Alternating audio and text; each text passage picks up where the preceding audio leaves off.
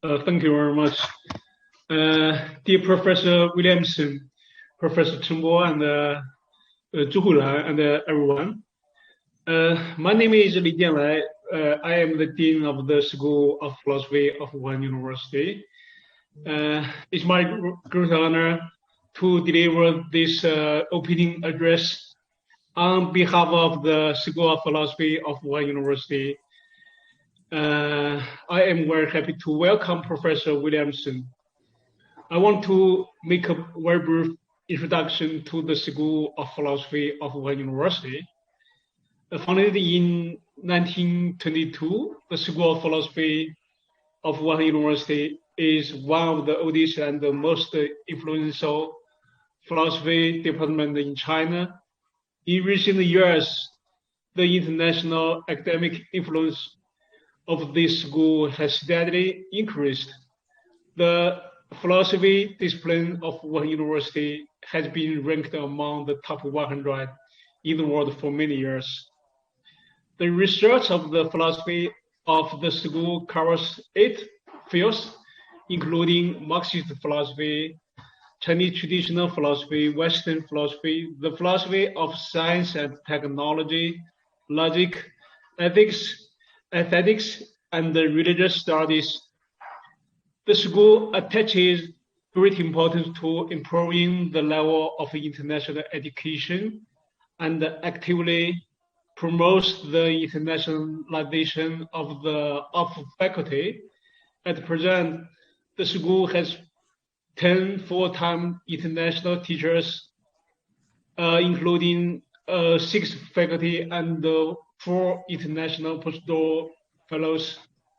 In addition to the recruitment of the long-term international scholars, the school also invites short-term international scholars to give a series of the lectures every semester. Since 2017, the school has established a summer school in cooperation with the University of Arizona and the US top philosophers to give talks every summer.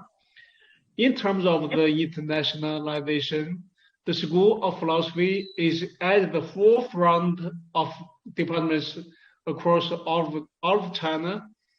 It attaches a great importance to this endeavor and is committed to improving its level of international education, to promoting the internationalization of teaching staff, and to strengthen its international cooperation and exchange programs.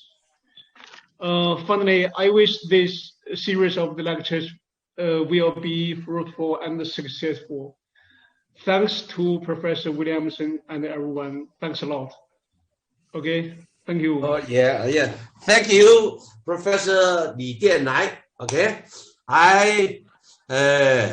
I'm a chair of this lecture, so it's my duty to give an honorary introduction to the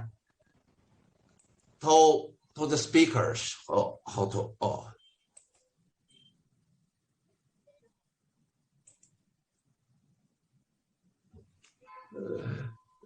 Yes.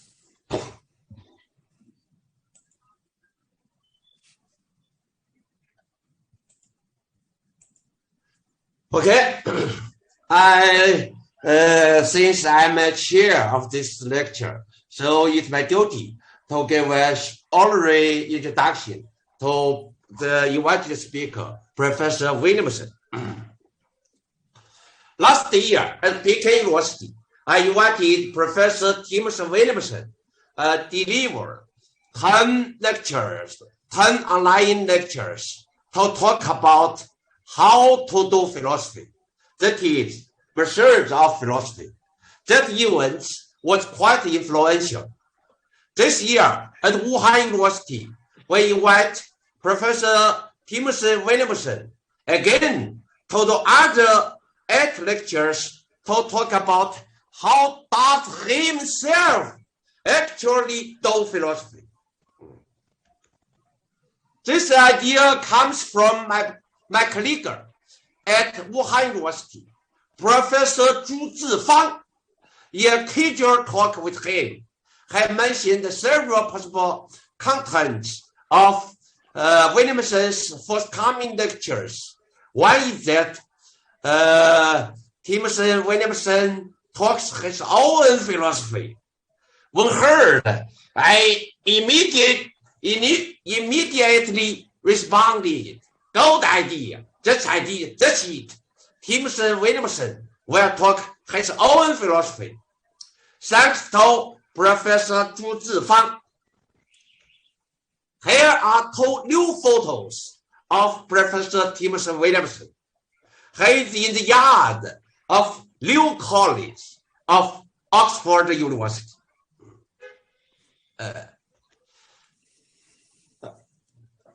Professor Williamson is the Wickham Professor of Logic at Oxford University and widely Griswold Whitley Professor at Yale University. He has been president of the Aristotelian Society and the Mind Association, and the vice president of the British Logical Colloquium, and is the fellow of the British Academy of the Royal Society for the Encouragement of Arts, Manufactures and Commons. That is 英国皇家学会 and of the Royal Society of Edinburgh, member of the Academy Europaea and the International Institute of Philosophy, foreign member of the Norway Academy of Science and Letters, international honorary member of the American Academy of Arts and Sciences, and honorary member of the Royal Irish Academy. All of these are by election. Research and publications of Williamson. His research covers philosophical logic, epistemology, metaphysics, philosophy of language, and meta-philosophy. He is the author of quite many influential books. Most of them have been or will be translated in Chinese and published in China. Here is the almost complete list so far. Identity of and discrimination. First book, Vigorous. Second, Knowledge and its limits. Third, Philosophy, the philosophy of philosophy. Fourth, Modern logic and metaphysics. Fifth, Support and tear, the semantics and heuristics of conditioners. Debating the a priori, co-authored with Paul Boghossian, the whole popular book about philosophy. And there are also several books about his philosophy, not written by himself, by others. Williamson on knowledge, Williamson on modernity. Knowledge first. Professor Timothy Williamson always can say something new, something different, something original, something stimulating. He attracts many eyes and ears from the worldwide clickers and irritates them to explore, to think, to agree or disagree, to follow him or to debate with him and also with each other. In this way, he has become at least one of the top contemporary analytical philosophers who create issues and topics lead the wind and trend and strongly influence the current community of analytical philosophy. Sum up, he is starring analytical philosophy right now. His words are words of listening and thinking. Timothy Williamson will deliver 7 lectures around his 7 research books, plus tonight's lecture about his philosophical education and his viewpoints of philosophical education. Each lecture will have one interlocutor, mainly coming from School of Philosophy at Wuhan University. 2 of them, Professor Wang Wenfang and Professor Shou Qinhui, are invited from Shandong University. In each lecture, Professor Timothy Williamson talks 90 minutes. Interlocutor talks 20 minutes. Then questions and replies. From tonight, each lecture, each weekend, the first 7 on Sunday night. The last one, the first 7 on Thursday night. The last one is retirement in December 19, Sunday night. All of these lectures will be moderated by myself and Professor Chen Rong. By the way, all of these lectures, comments and questions and replies will be transcribed and translated into Chinese and published under the title Timothy Williamson discusses his own philosophy at Wuhan University by Chinese University Press in next year. The book, by the way, the book How to Do Philosophy, Timothy Williamson's lecture at PK University is in the editing process, will finally come out next year. Now, Professor Williamson, it's your turn, please. Welcome. Okay. Right. Yes. Thank you. I stopped my sharing. Yeah. You open your sharing. Yes. I'll share screen. And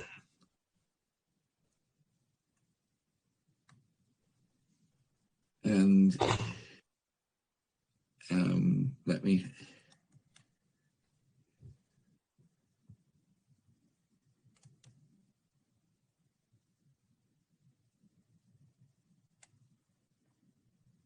Yes. Okay. Is that all okay? Oh, okay. Yes, great. So I'm very honored by the invitation to give these lectures. And so today I'm going to be talking about my preparation for doing philosophy. And so I'll start with just 1 or 2 comments about the question, how does one become a philosopher? But I'm mainly going to be talking about my own way into philosophy. But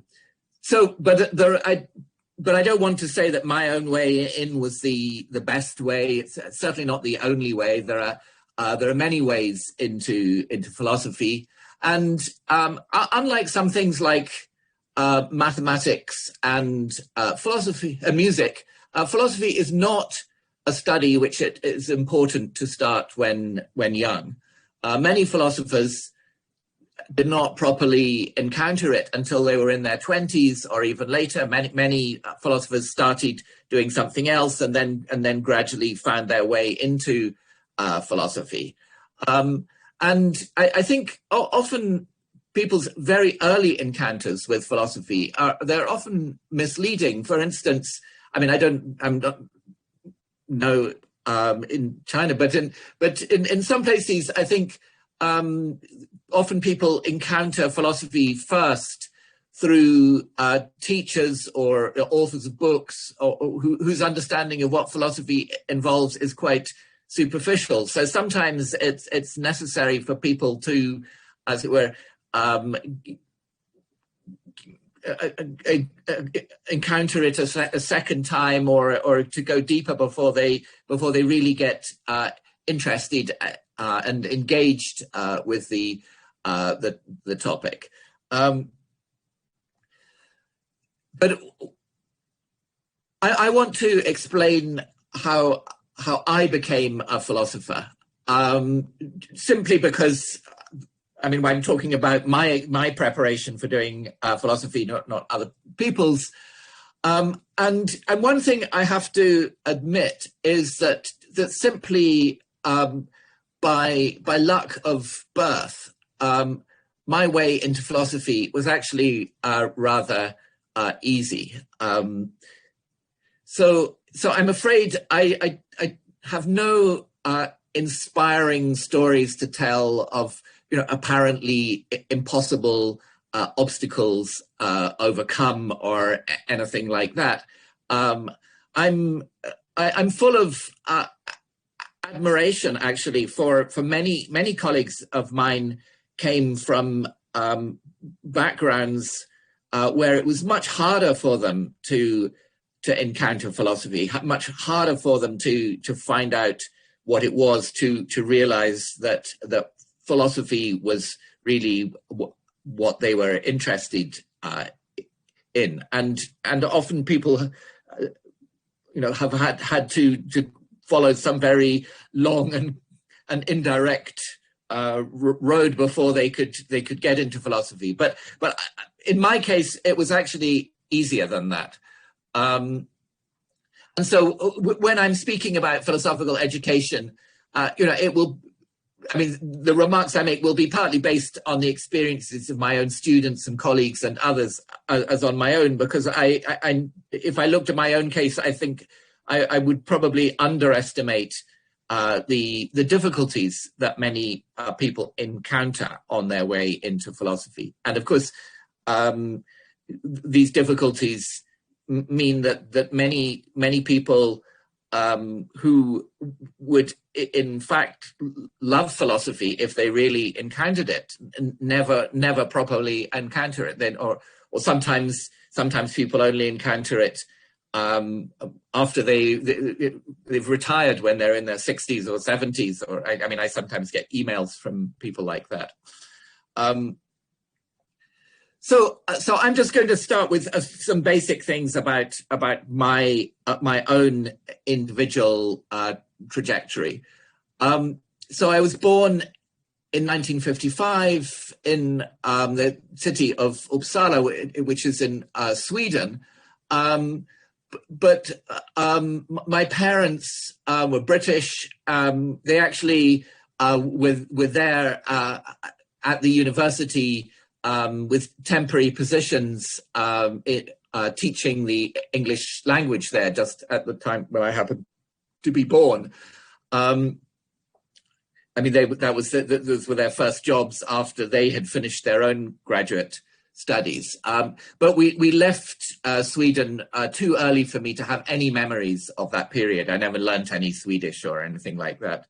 I think I could have, if I wanted to, I could have claimed Swedish citizenship, but then I would have had to do military service in the Swedish army, so that was not a very attractive option for me. So just to say a little bit about my background, my parents, they later taught English literature, first at Edinburgh University in Scotland, and then at Oxford University. And so as a result, I was educated in Scotland and in England. And other members of my family had similar positions. Some of them were teaching in universities as well, or similar institutions. So I grew up in an academic environment, though it did not feel oppressive or particularly competitive or anything like that. But it meant that that if you made a statement at family mealtime, you could expect it to be challenged, and you had to be ready to defend anything you said by rational argument. This is in relation both to my parents and my brother and sister. So, it would be a bit of an exaggeration to say that family mealtimes were like university seminars, but sometimes they had a little bit of that quality. But the topic was much more likely to be politics or possibly literature than philosophy, as it happened. But still, you had to be able to argue about things, give reasons for what you said. So there was one older family member who had a serious interest in philosophy at the time. And in fact, my mother's father also later studied philosophy, but this was long after I'd actually entered it myself. So the one I'm talking about was not an academic. He was my mother's maternal uncle, Nathan Isaacs, who lived from 1895 to 1966. So his own father was too busy dreaming of being a philosopher to make a living, to make any money. So my great uncle Nathan was forced to leave school after just a few years there, I think at the age of about 15. To make money for his parents and sisters. And he became a successful businessman and quite prosperous. I mean, for example, he was in charge of Britain's trade during the Second World War in non-ferrous metals, which was significant for the war effort. But my great uncle his heart was not in business, but in philosophy and psychology and education. And so those were the subjects which he pursued in his spare time. That was what he really loved. And in fact, he was married twice, and both his first wife, Susan Isaacs, and his second wife, Evelyn Lawrence, they were both very distinguished educational psychologists, and he sometimes collaborated with them in writing things. So they were involved in introducing the work of the great Swiss psychologist Jean Piaget into Britain. Partly by translating his works and writing introductions to them. But my great uncle Nathan's, his underlying interest in psychology and education was also quite philosophical. He was interested in the nature of the human mind and of learning. But by the way, as you can see, I came from an environment where women were just as high achievers academically as men, so that it's always seemed natural for me for women to be academics as just as much as men, because that was basically what I grew up with. So my great uncle Nathan,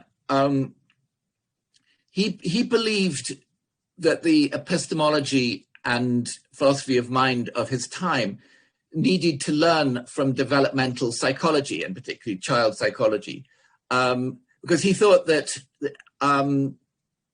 the epistemology of that time, the maybe 1930s, 1940s, was based on unrealistic ideas about human nature. And he actually published a book called The Foundations of Common Sense, a psychological preface to the problems of knowledge in 1949. So of course that was before I was born. And he also published articles in the quite prestigious journal, The Proceedings of the Aristotelian Society, on these and related themes, despite basically just being a businessman with a kind of amateur interest in philosophy.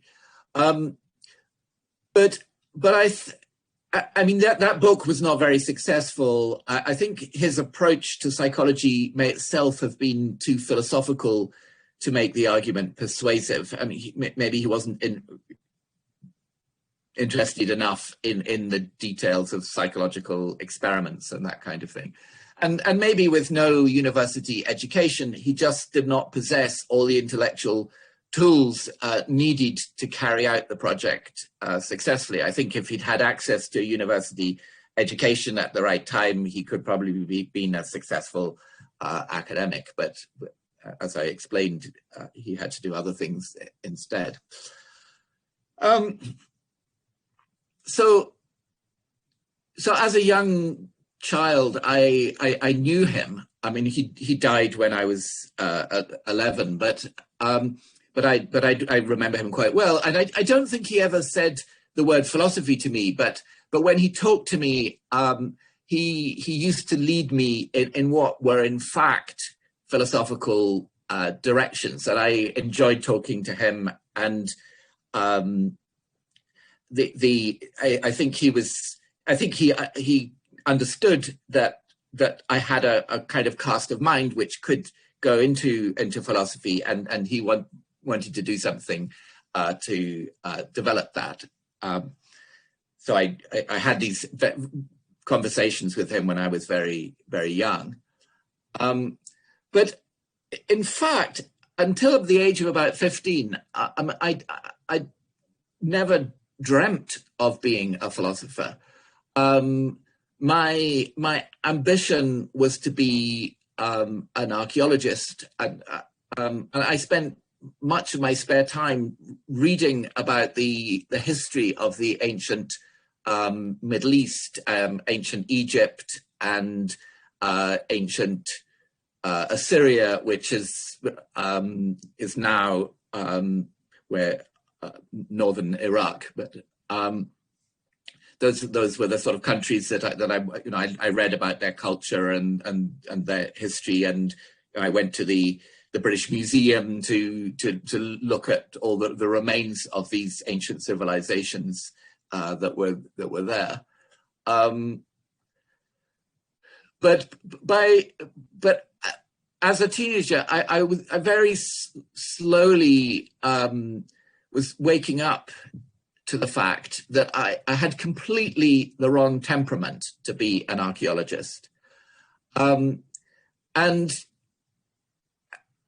so this finally became quite clear to me when I worked on an excavation of a medieval site in Oxford. They were going to build a new big car park in Oxford, but then they found there was a kind of medieval rubbish dump there, and so they quickly excavated that to find what they could of medieval Oxford before the new car park was built.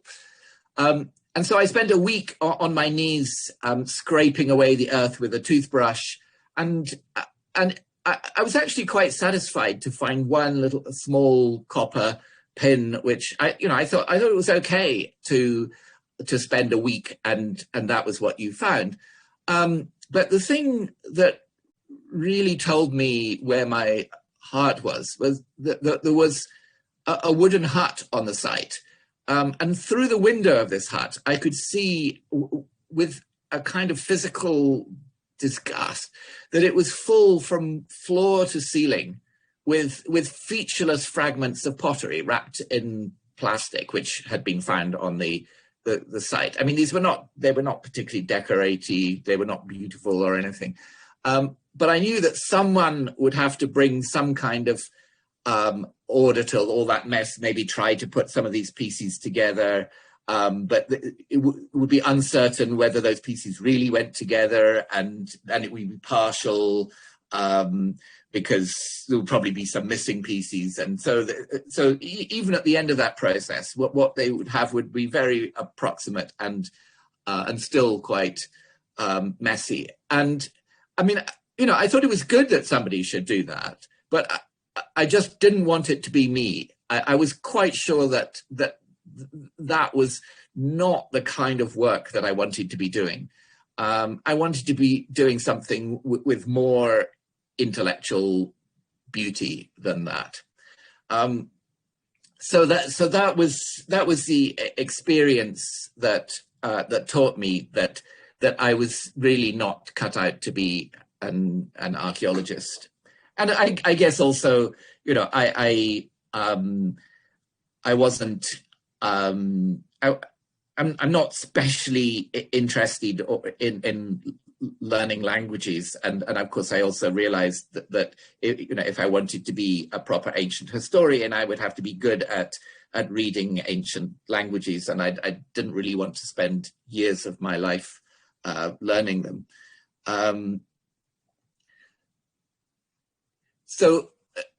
By the way, I mean, I still love archaeology. I think it's a marvelous thing to do, but I realized that I'm not the right person to do it. So the school that I went to, and like most British high schools, it did not teach philosophy. I mean, there are a few schools in Britain now that do teach it. The school that my younger son goes to teaches philosophy. But the one that I went to, there was no opportunity for that. I mean, I had read a few bits and pieces of philosophy, but somehow they did not inspire me. They seemed rather dry and pointless. I somehow couldn't get they never really came alive for me. But as it happened, my parents, they subscribed to a magazine published by the BBC called The Listener at that time. So in the winter of 1970 to 71, so that was when I was 15, every week it published the transcript of an interview with a leading British philosopher. So, and these really were, these were the seriously the important philosophers, not just popular philosophers. So it was people like Peter Strawson, A.J. Ayer, Karl Popper, Bernard Williams, and others. Although I must say that no women were included, although there certainly were women that they could have interviewed at that time. And so these interviews were at quite a sophisticated level. I mean, the philosophers were allowed to talk in a way that was sort of natural for them. They were not really dumbing down what they were saying, even though they were trying to make it clear and accessible. Actually, the transcripts they were later collected into a book called Modern British Philosophy, edited by the interviewer Brian McGee. I mean, you can still, I think, obtain it. I mean, he did some later. He was better known for doing television interviews with philosophers, but the interviews I was reading were just radio interviews. And so I read these interviews each week, and the fact that the interviews were with living, working philosophers made the subject more engaging, because I had the feeling this is happening now. That these are people doing new philosophy at this moment.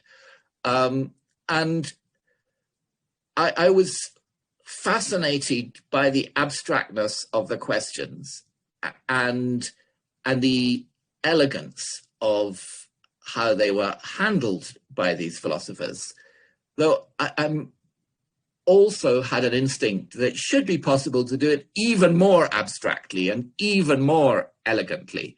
And so with the arrogance of youth, I felt sure I had it in me to play my own part in such a conversation. So, although, there were some particular philosophical problems that I'd heard of, like the problem of free will and so on, it wasn't so much that I was gripped by a particular philosophical problem that I wanted to solve. It was more that I thought, I love this way of thinking. This way of thinking feels extremely natural and rewarding to me, that I want to do that.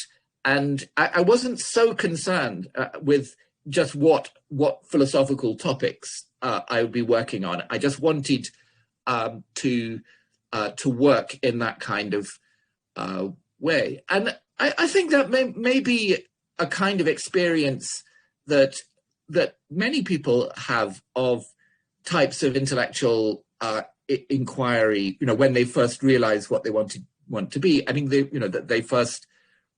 someone who first realizes that they want to be a mathematician, or they want to be a historian, or whatever it is, that I think they often don't really know what topics that they will eventually work on. They don't, and there may be no particular topics which they feel it's essential that I work on that topic. It's more just, this is the kind of thinking that I want to be doing, and I felt that very, very strongly with philosophy.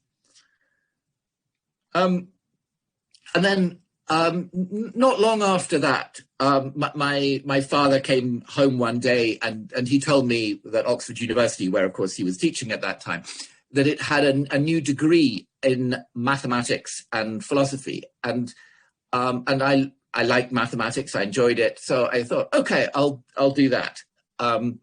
Just seemed like the moment he said that combination to me, it kind of seemed obvious that was the right thing for me to do. I didn't have to reflect on it. Of course, I couldn't really, although I thought I'll do that. I still had to succeed in the entrance competition to get into Oxford University. So it wasn't really just, of course, it wasn't simply my decision to go there. I mean, Oxford University had to make a decision too, but I did succeed in the entrance competition, and so as an undergraduate, I studied mathematics and philosophy at Oxford from 1973 to 1976. It was a 3-year degree, which the majority of Oxford degrees are. Actually, as it happens, the mathematics and philosophy degree has gone from being a 3-year degree to later became a 4-year degree, but it was only 3 years when I did it, and that was quite typical of Oxford.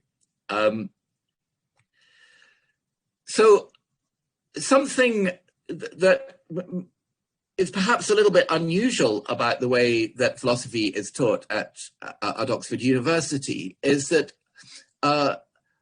undergraduates cannot study philosophy just by itself. They have to study it in combination with something else if they're going to do philosophy at all. And there are various combinations that they can do it with. I mean, the original combination that from many years was done was to combine it with classics, in other words, with Greek and Roman language, literature, and ancient history. But another combination which started after the First World War and has become very popular is philosophy, politics, and economics. In fact, if you look at many British prime ministers and other leading politicians,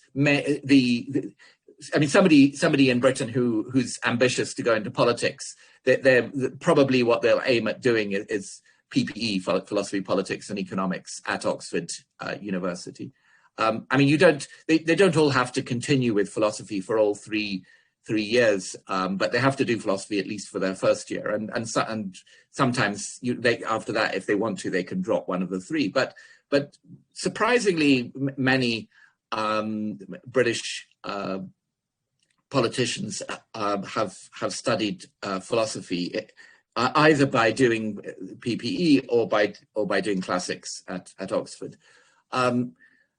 Another combination which would have made my great uncle Nathan very happy is you can do philosophy and psychology, a very natural combination. Then there was the one that I did where you combine philosophy with mathematics. You can also combine it with philosophy with physics. You can combine it with the study of modern languages and literature. I mean, for example, that's mainly European languages actually, but philosophy in French or philosophy in German or whatever.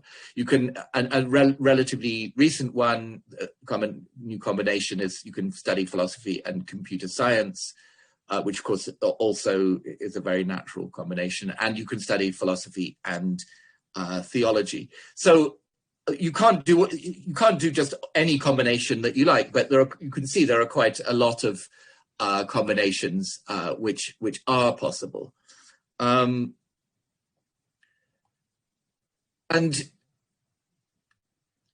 so it's actually a contrast with Cambridge University, where undergraduates can study philosophy by itself, but cannot study it in combination with anything else. And as a result, far more undergraduates study at least some philosophy at Oxford than at Cambridge. So that means that there are also more teachers of philosophy at Oxford than at Cambridge. And I'll explain why the number of undergraduates corresponds to the number of philosophy teachers at Oxford and Cambridge in a little bit, but that's the main reason why the Oxford philosophy faculty is much larger than the Cambridge philosophy faculty, because there are more students to teach. So some people defend this kind of policy at Oxford by arguing that philosophy.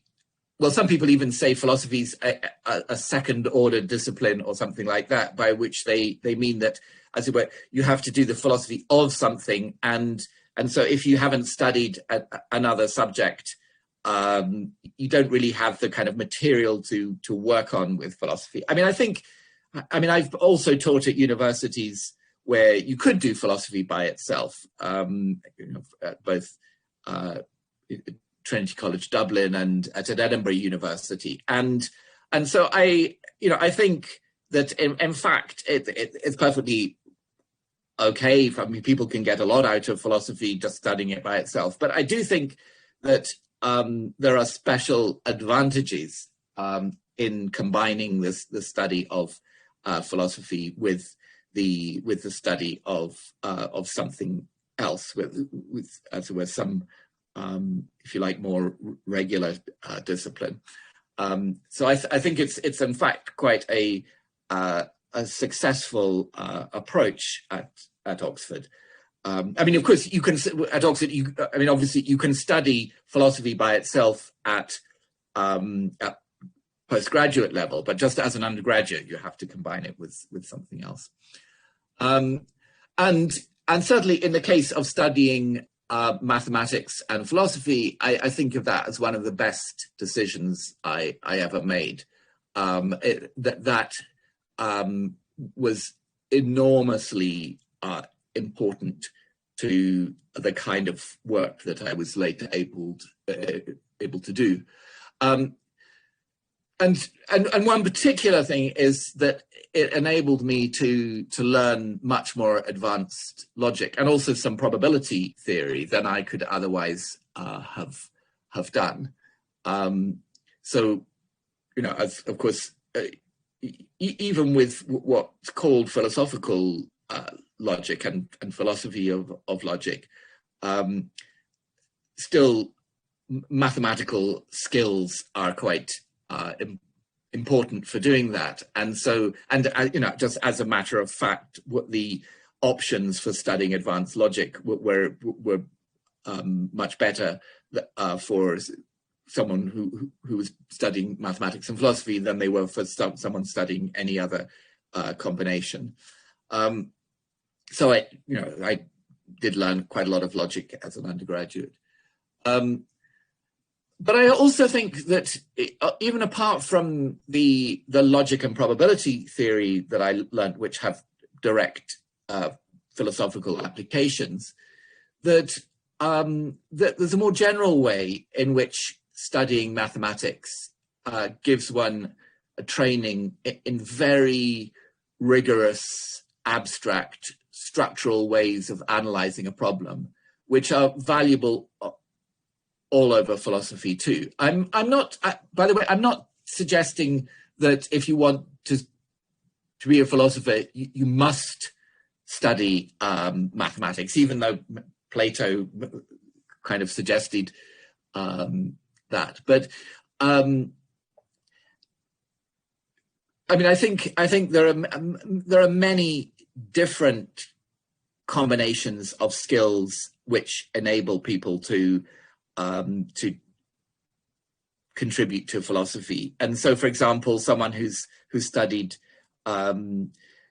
philosophy and psychology or philosophy and economics, I think that those combinations also enable people to make very distinctive contributions to philosophy. But for the particular kind of subjects that interested me, and I think for the particular cast of mind that I have, mathematics and philosophy was really the best thing that I could have possibly studied. And I think something else that you get from studying mathematics is it also gives you an instinct for the aesthetic qualities, such as, for example, elegance and symmetry and beauty more generally, which make some definitions and hypotheses more intellectually fruitful than others. I think good mathematicians tend to have, you know, quite a strong kind of aesthetic sense of a very structural sort, which sort of guides them to what are promising directions of investigation and what are not. And I think that many philosophers who have not studied mathematics, they lack that. And I think that you can kind of see that sometimes within analytic philosophy in the way that people sometimes put forward very, very messy or complicated, sort of ugly definitions and hypotheses. And I think if they'd studied more mathematics, maybe an alarm bell would have gone off that told them that this is not going in a good direction. But I think you know, people with not much mathematics experience often they don't have a feel for that problem. And certainly in my own case, I would say that that one of the things that has guided me most strongly is a kind of aesthetic sense for what feels like a rewarding way of thinking, because it's elegant and has some kind of nice symmetry or something to it. So that's been important to me, and I my experience is that it's served me well.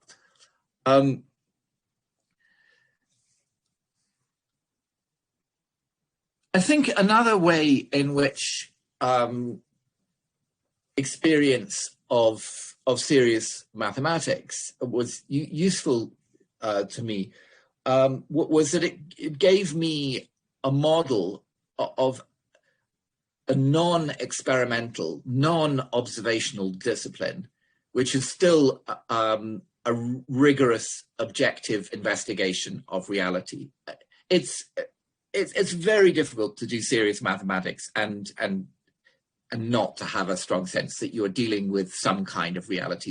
These are not simply, as it were, human constructions. I mean, you just can't. It simply isn't a subject where, as it were, you can just say what just invent whatever you like. There's a reality there which is strongly constraining what we do. And so it's an important reminder that natural science is not the only kind of science, because I think quite often you get philosophers who want philosophy to be more scientific, which is an ambition that I actually, I share. But often when they say it should be more scientific, they're just thinking about the natural sciences, about things like physics, biology, chemistry, and so on. And so they're thinking in terms of observation and experiment and measurement and so on. And they feel if you're not doing those kind of things, then you're not being scientific. But what that completely forgets is the fact that the most rigorous science that humans have is mathematics, and that is not a subject which is based on observations and experiments and measurement in the usual sense. And so it's, I think it's an kind of encouraging reminder that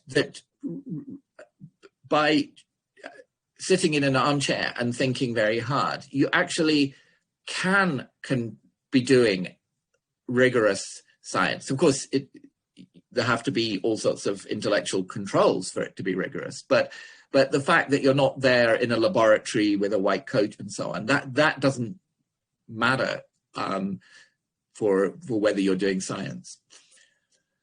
So I should say a bit more about my time as an undergraduate at Oxford. So, I mean, like undergraduates at pretty much any university, of course, I had lectures and classes of the usual kind. But the most important thing for an Oxford or Cambridge undergraduate education are what are called tutorials, and these are things in which just one or two students meet their teacher. One or two in a given session. They meet their teacher for an hour a week to discuss their written work, to discuss and maybe an essay that one of them has written.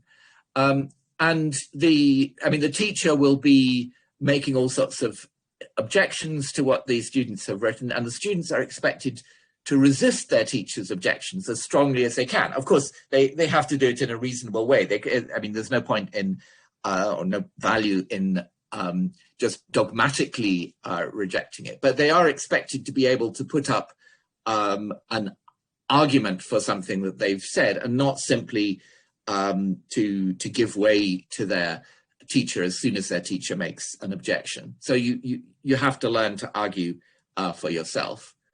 And so on the philosophy side, each week I had to do readings and then write an essay on a given topic, or if I was doing logic, I had to do some logic exercises, but let's concentrate on the philosophy, this kind of mainstream philosophy that which is more typical.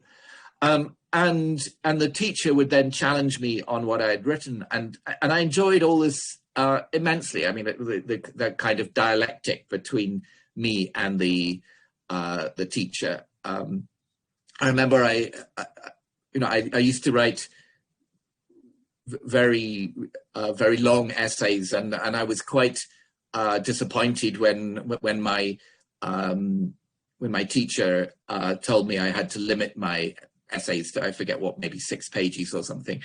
But it just never occurred to me that my teachers didn't want to have to spend a lot of time reading huge long essays that I'd written. But it meant that in writing, I mean, I had to do this very regular writing. This is typical of an Oxford undergraduate education. And at the same time, I knew that I had to be prepared to defend every single thing that I said in my essay against an expert teacher. So, of course, one comment on the tutorial system is that it's very labor intensive, because you need, if you have lots of undergraduates, you need lots of teachers to give them tutorials, because a tutorial, sometimes now in Oxford, sometimes there might be 3 students in a tutorial, so it's not quite as labor intensive as it was when I was an undergraduate, but it's nearly and so that's one reason why Oxford has a very large philosophy faculty, because you need huge numbers of teachers to give tutorials. In mathematics, I didn't find the tutorial system very, very useful. It's not, because mathematics is not a subject which is based on the kind of general discussion and argument that you have in philosophy. And in philosophy, I think it's excellent for well-motivated, well-prepared students. And of course, a lot of Oxford students fall into that category. So for others, it's much less useful. So it's not, the tutorial system is not something that is a general recipe for undergraduate education, because students who are not very well motivated or not very well prepared, they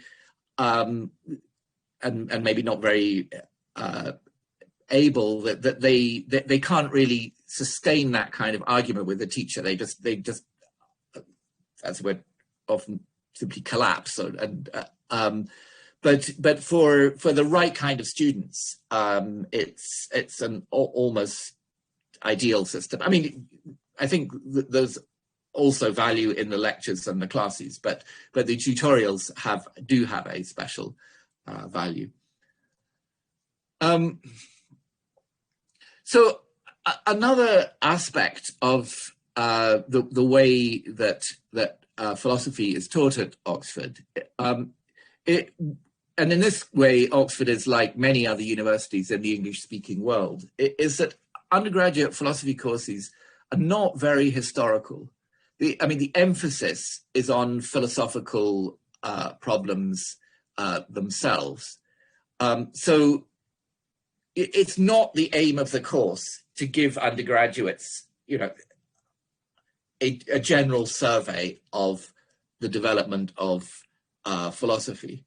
So in my own case, the only pre-20th century philosophers I studied as an undergraduate were Descartes, Locke, Leibniz, Berkeley, Hume, and Frege. So as an undergraduate, I studied no Plato, no Aristotle, no Aquinas, no Occam, no Spinoza, no Kant, no Hegel.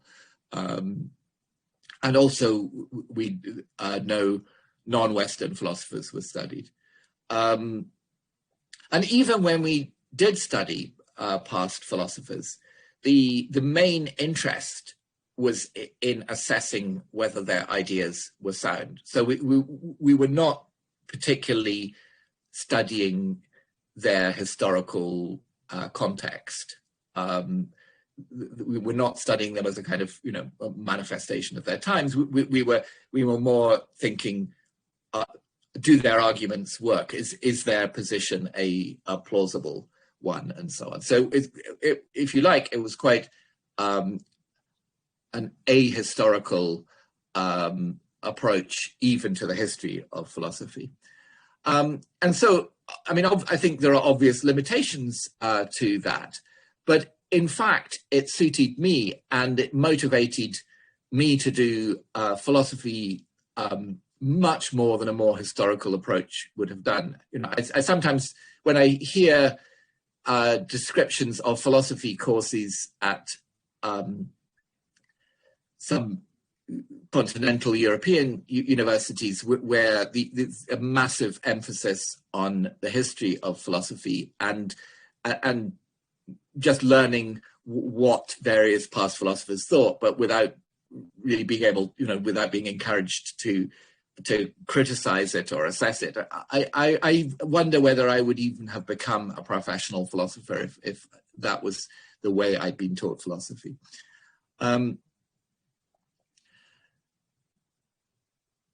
But the historical figures that we did study, I actually engaged with quite closely. Again, in the kind of way that I've described. And I got a sense of how their systems work. And actually the one that most interested me in was Leibniz, because, there was, I guess there's kind of almost mathematical aspect to the way that he thinks, even in metaphysics, which attracted me very much. But I did also enjoy the way that you could get into sort of radically different ways of seeing the world. So, for example, with Berkeley, who was, an extreme subjective idealist. I was never tempted to think that his view might be right, but I was absolutely fascinated just to see how the different pieces of his philosophy actually fitted together, how he was working this system. And so it was a very good introduction to the way in which there are radically different ways of understanding the world in an extremely systematic manner. And it was also a good introduction to how somebody can develop a systematic philosophy where all the different pieces have to fit properly together.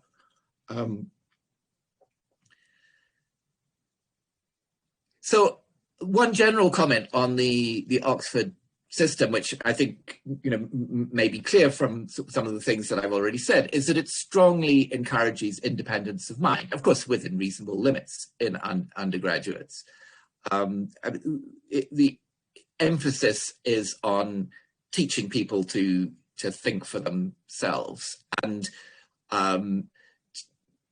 teaching them, to be able to recognize nonsense when they read it.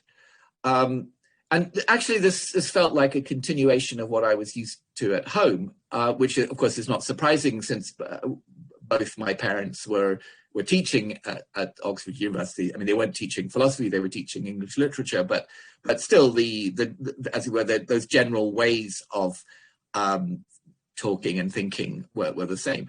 So, in particular, I saw no reason why I should not do better than my teachers, and I think that's a way in which people are, they're encouraged to be ambitious, and not in a career way, but just to set themselves high standards. And you know, we didn't automatically assume that our teachers knew better than we did at everything. We were allowed to challenge them. Of course, at the same time, we were aware that Oxford was one of the main centres for philosophy in the world, and that when we were there, we were exposed to the latest ideas. So, as it were, we felt that if we could contribute successfully to the philosophical conversations going on around us, we could contribute to progress in philosophy. Because, you know, I think it's what can be rather deadening for undergraduates and students more generally is if they feel that all the intellectual action is happening somewhere else. And so it means that they feel, you know, if they have an idea and the people around them can't make any objections to it or any good objections, they may still feel, oh, probably they're at some big center of philosophy that there's somebody who will who'd be able to destroy this idea in a few seconds, and so that's kind of discouraging. But whereas if you feel that you're actually in a place where which is a big center where you are being exposed to the best thinking available, if you can kind of stand up to that, then it is very encouraging.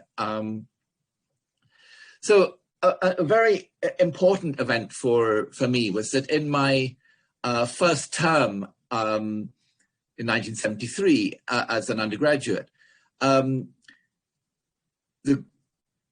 Saul Kripke visited Oxford to give the prestigious John Locke lectures. This is a lecture series given by a distinguished visiting philosopher from elsewhere every year, and so my tutor told me that he was the rising star of American philosophy. He was only in his early 30s at that time.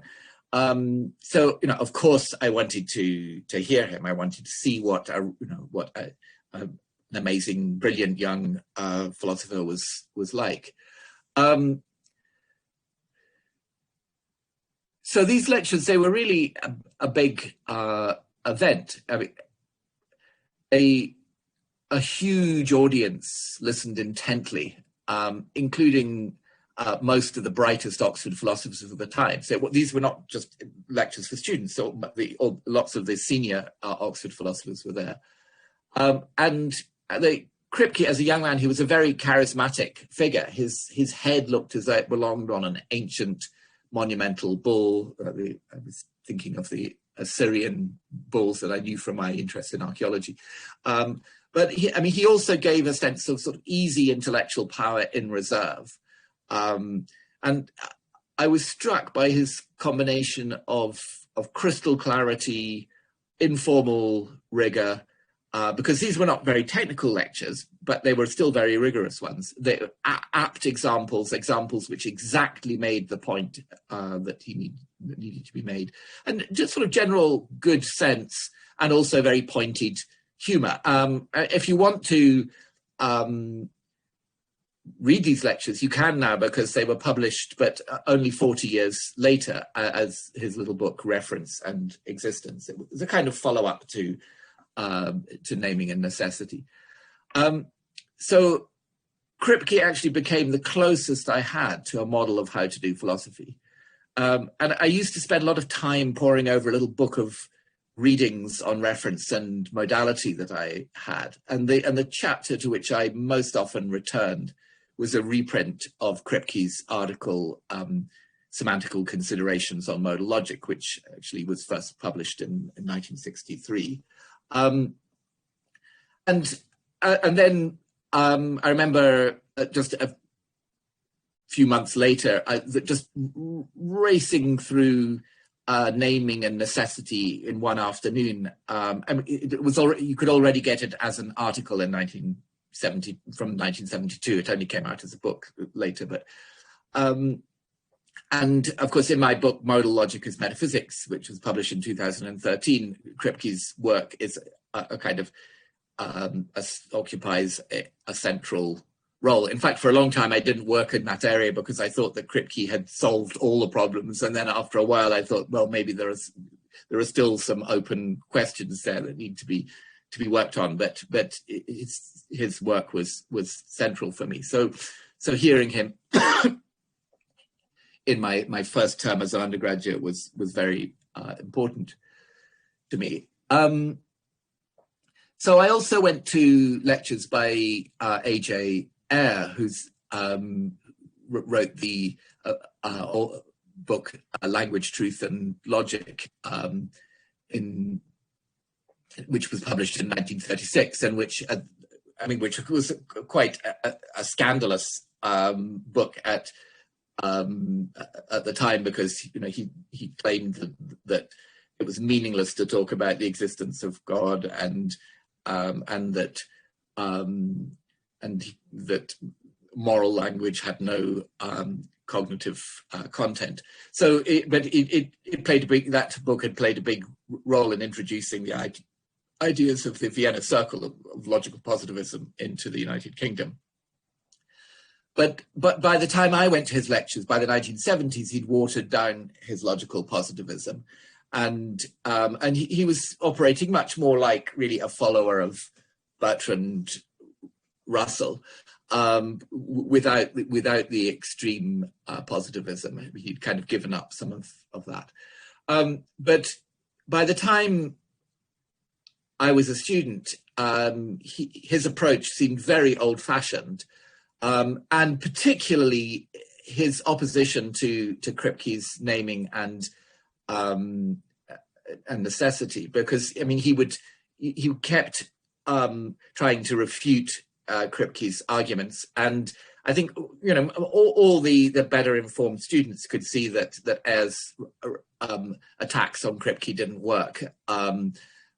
So he, in a way, he seemed very out of date. But his lectures were kind of pugnacious, sort of fighting talk, but also amusing. I mean, he had a sense of humor, and he talked a little bit like a machine gun.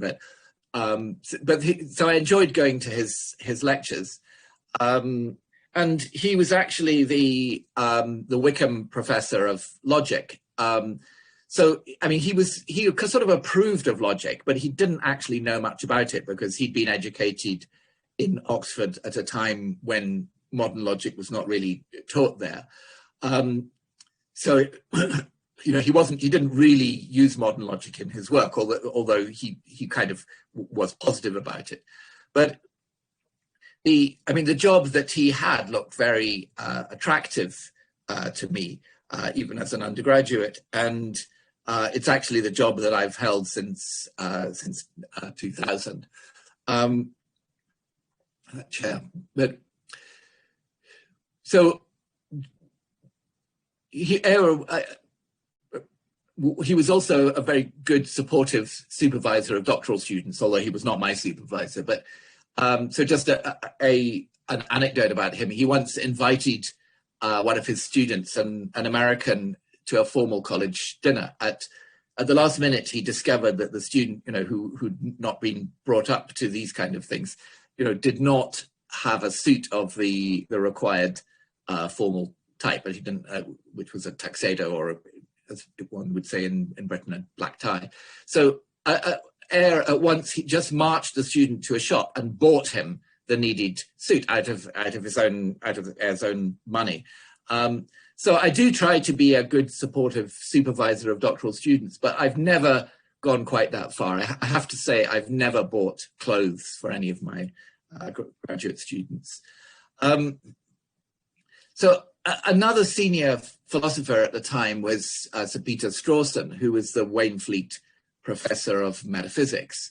And he developed a subtle sort of combination of ordinary language philosophy and Kantianism, which, in books such as Individuals, which came out in 1959, which was in a way helped to revive metaphysics of a kind within analytic philosophy. And he was certainly not as out of touch with new ideas as Ayer was, but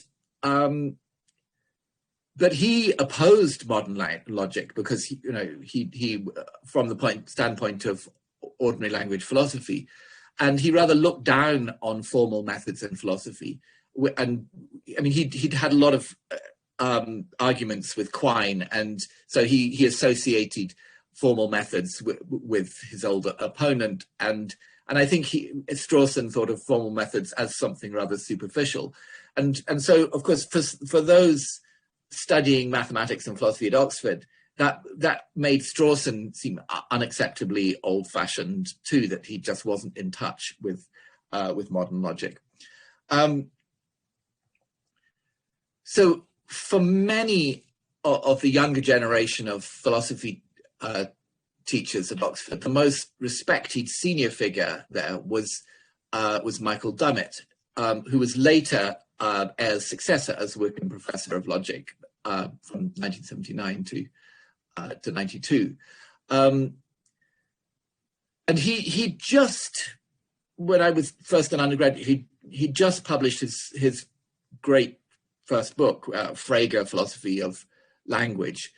And he knew far more modern logic than any previous holder of the Wickham chair. And he was sympathetic to formal methods in philosophy too. So in those ways, he felt intellectually much closer than Ayer or Strawson. But there was also something that was about him which was quite alien, which was that he was an anti-realist in the sense that he thought that it didn't really make sense to talk about something being true, even though no finite mind could ever know that it was true. So he didn't think that truth could transcend what it was possible to know. Whereas my attitude has always been that truth has to do with how things are and is completely independent of the cognitive capacities of humans or any other subjects whatsoever. So Dummett's arguments for anti-realism depended on what seemed to me a kind of quasi-behavioristic conception of mind, something that was too close to a reduction of thought to behavior, and in particular, because his focus was very much on language, it required too close a connection between meaning and behavior, which in turn undermined any sort of gap between truth and verifiability, because truth conditions are associated with meaning. And I mean, of course, really to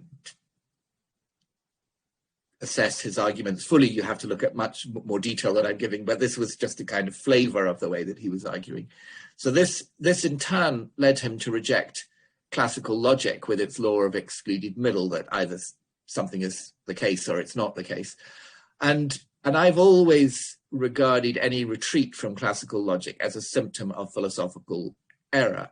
I mean, it's not that I think that you're not allowed to criticize classical logic. I think that criticisms of classical logic have to be taken seriously, but at the same time, my instinct is always that it's in fact, such criticisms are a sign of some philosophical mistake, that none of them really reveal anything wrong with classical logic. Not because classical logic is above criticism, but because it just is so much better than the criticisms of it.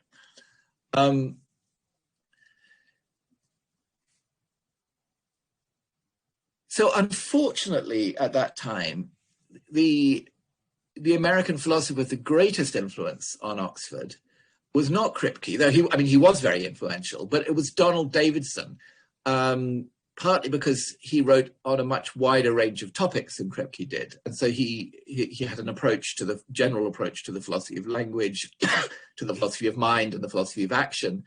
And it was so fashionable that people spoke of the David sonic boom. Sonic boom is the noise that an aircraft makes when it goes through the sound barrier. So when Davidson visited Oxford, he had famous debates with Dummett about the theory of meaning. And the reason this was unfortunate was Davidson's style of writing and arguing was much less clear than Kripke's. He could be kind of cryptic and evasive. He would dismiss approaches he didn't like in some sort of dark phrase. So he didn't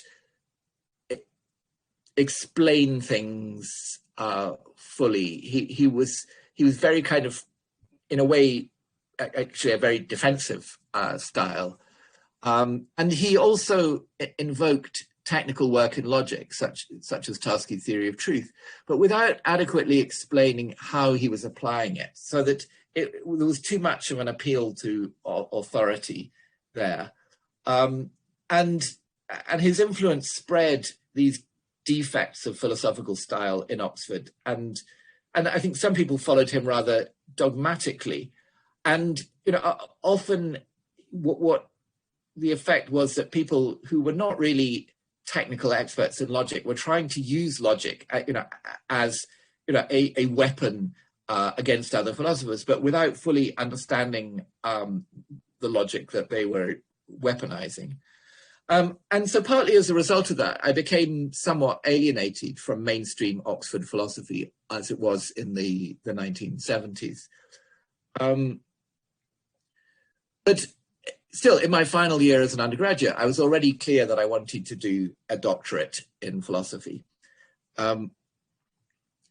So at that stage, I had some ideas for formalizing Leibniz's principle of sufficient reason. I wasn't particularly interested in Leibniz as an historical figure, but I mentioned that I was very interested in reading his philosophical works and I was quite attracted or intrigued by the way that he argued.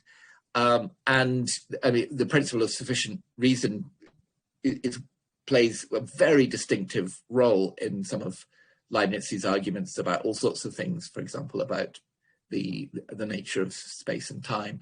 And I wanted to understand that, and I thought that it might be possible to kind of produce some sort of formal representation of this principle. At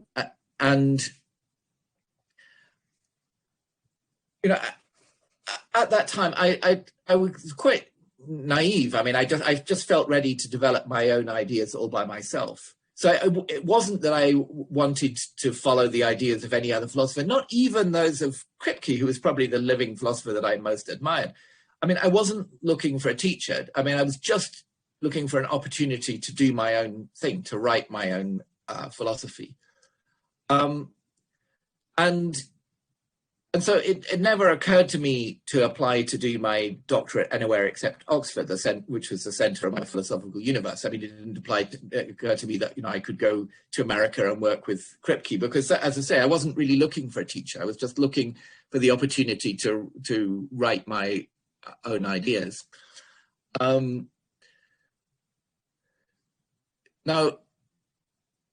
Oxford rightly preferred graduate students to start with the BPhil, which is actually a 2-year master's degree, which still exists, and I think is the high-powered master's degree in philosophy in the world, as far as I know. The university wanted people to start there rather than directly with the DPhil, i.e. the doctorate. And the DPhil had no required coursework, whereas the BPhil was partly by coursework. And so because I just wanted to write my own philosophy, I applied just for the DPhil and was allowed to do it. So I wrote my DPhil dissertation at Oxford in the years 1976 to 80. And as I say, initially I had some ideas about connecting Leibniz's applications of the principle of sufficient reason to he applied it in relation to sort of symmetries of the, for example, of physical space and other kinds of symmetry. And I thought there might be some connection with what were then very fashionable structuralist ideas, for example, in the anthropologist Claude Lévi-Strauss and the linguist Ferdinand de Saussure. I mean, I couldn't have told you exactly what the connection was, but I thought there might be a connection. And so I spent the first 2 months of my doctoral work exploring this. And after that, it was clear to me that nothing like that approach would work out, that the more I pressed these things, that the ideas just basically fell to pieces in my fingers. So there didn't seem to be anything robust there. So I became disillusioned with that approach. And one evening I read something by Karl Popper about his idea of verisimilitude, which is the idea that even false scientific theories can be better or worse approximations to the truth. And so Popper's idea was that the real aim of science is it's not truth straightforwardly, but is approximation to the truth, verisimilitude. And I decided to write my doctoral dissertation on that instead. And I changed supervisor. I'd first been taught as a graduate student by the philosophical logician David Bostock, but he'd not really made anything much of my sort of structuralist attempts, which is quite reasonable. And so I switched to the philosopher of science, Bill Newton Smith, who taught me when I was an undergraduate, because verisimilitude was more connected with his interests. But I'm afraid that even when I was working on verisimilitude, I was impatient with the published literature, which I thought was rather superficial. I mean, the published literature was rather superficial. But I never really properly explained what was wrong with it. So my idea was not, to write criticisms of the published literature, but simply to do things in a better way. And I think psychologically, I was sort of carefully protecting my fragile arrogance, that I wasn't really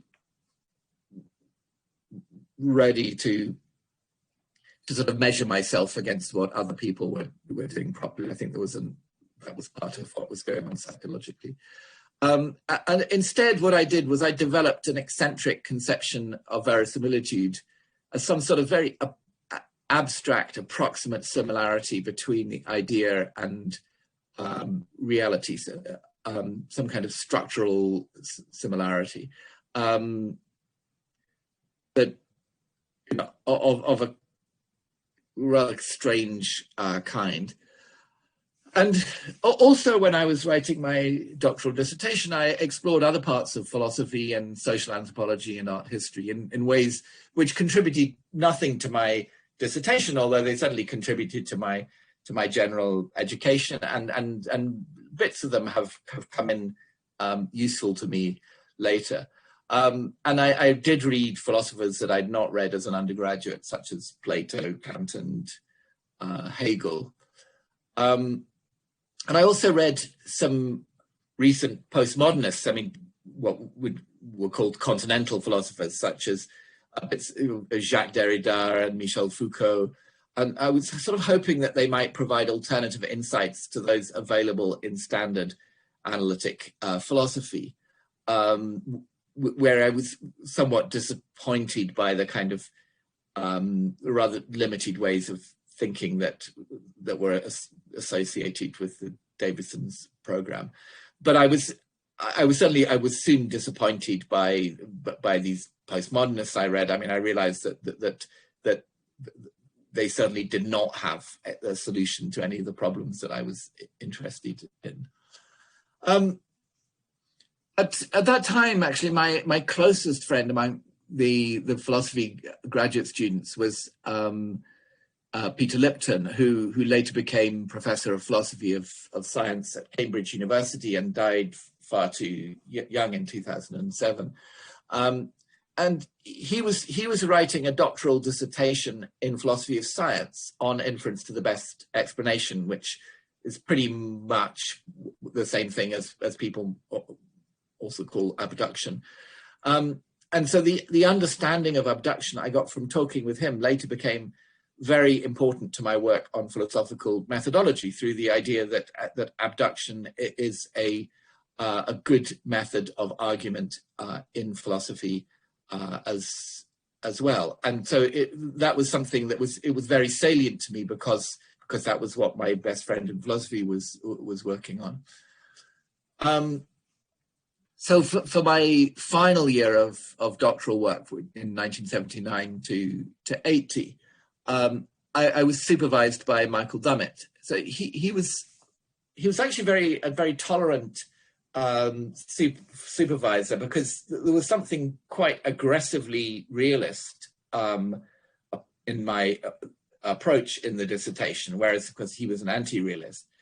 And I would probably in some ways quite dogmatically realist. But one big disagreement that I remember with him is about whether it's legitimate to argue by inference to the best explanation. In other words, whether abductive argumentation is legitimate in philosophy. And I was always curious as to how he thought philosophy could manage without using abductive argument. And in fact, I don't think it can. But so when I've written about the uses of abduction in philosophy, I'm kind of aware that issue goes back to a disagreement with my doctoral supervisor many years ago.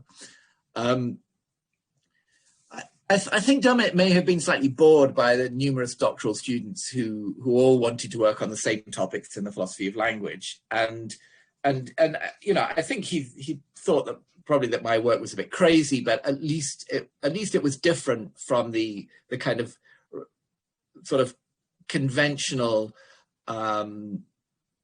stuff that a lot of people were doing, which much of which was in fact influenced by his own work. But I think he'd probably become a bit bored by seeing people playing variations on his themes sort of over and over again. And so I think he didn't mind, talking to somebody who was doing things that were